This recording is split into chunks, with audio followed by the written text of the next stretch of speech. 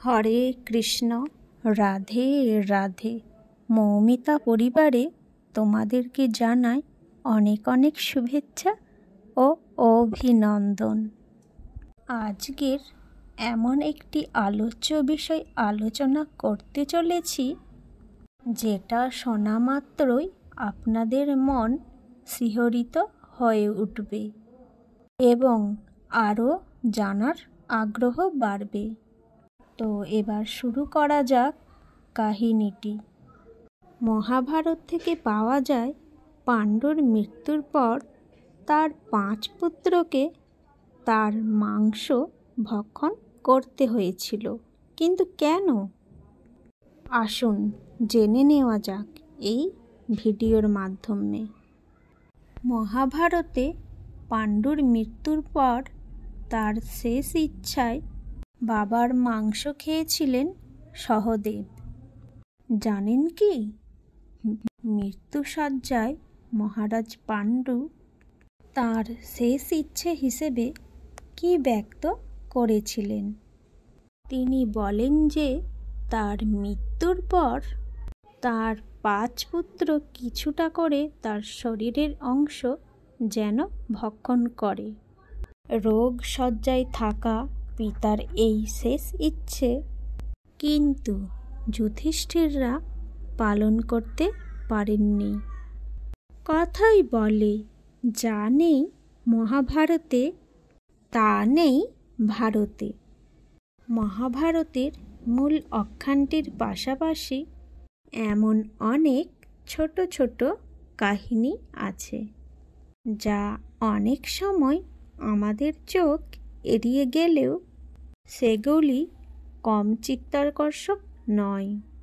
বরং বলা যেতে পারে, ছোট ছোট এই কাহিনী মূল ভারতকে স্তম্ভের মতো ধরে রেখেছে।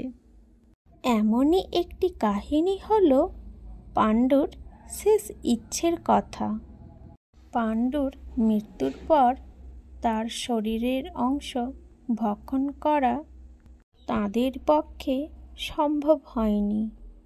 কিন্তু মহারাজ পাণ্ডুর শেষ ইচ্ছের মর্যাদা রেখেছিলেন সহদেব।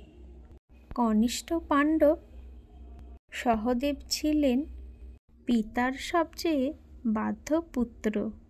তিনি সকলের চোখ এড়িয়ে তার পিতার কড়ে আঙুলের কিছুটা অংশ ভক্ষণ করে ফেলেন।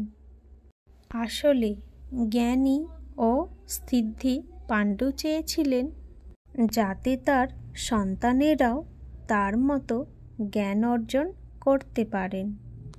তাই তার শরীরের কিছুটা করে অংশ সন্তানদের খাওয়ার নির্দেশ দিয়েছিলেন। বাকি 4 পাণ্ডব না মেনে নিলেও সেই নির্দেশ পালন করেন সহদেব এবং পরিণত হন এক ত্রিকালজ্ঞ জ্ঞানী। সহদেব বর্তমানের পাশাপাশি ভূত ও ভবিষ্যৎ দেখতে পেতেন।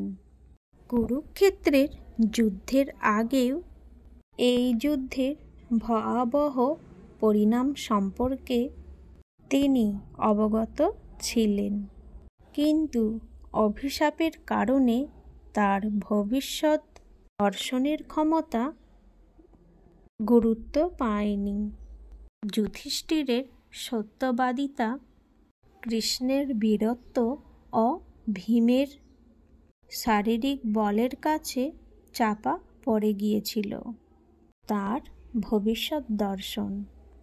হরে কৃষ্ণ, রাধে রাধে।